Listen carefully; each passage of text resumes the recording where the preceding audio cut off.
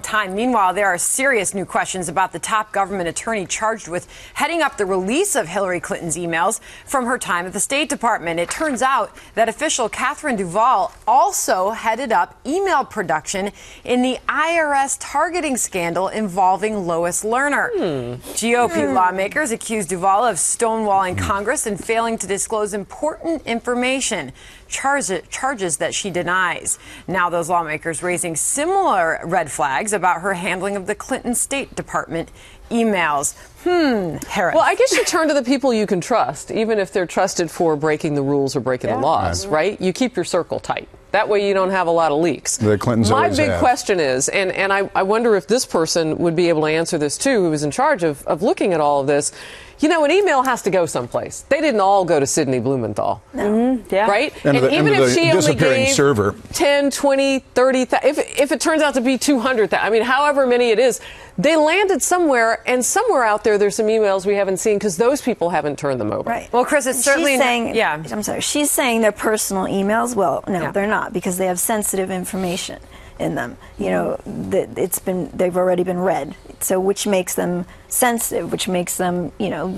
Some of them have since been classified, by the way. They've redacted a number of them that she said were not classified. Now that they've released them, a number of them have been redacted, at least partially redacted, and declared to be classified. So there's another lie. There's another shoe. And they chose this woman because she's proven to be effective at what is essentially obstructing justice.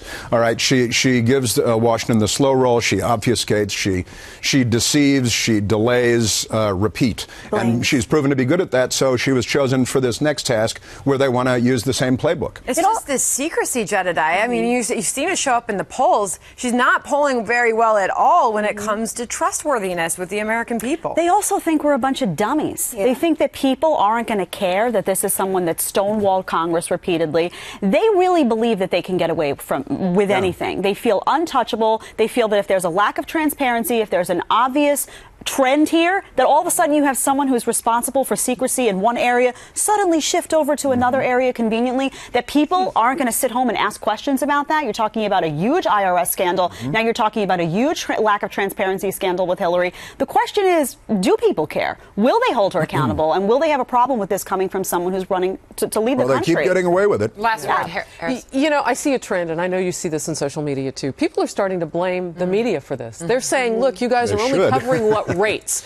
You don't stay on the story long enough. Well, I can tell you that at Fox, we've been pounding at the door to get answers at Benghazi, pounding on these doors. And I would say that we need to keep doing it. Not just Everyone some of needs us, to do it. all of us. Well, that's why I love Trey Gowdy. Like I said, he won't stop. And as a will result, not there's been stop. something new every day, it seems like, on this story. More to come. All right, well,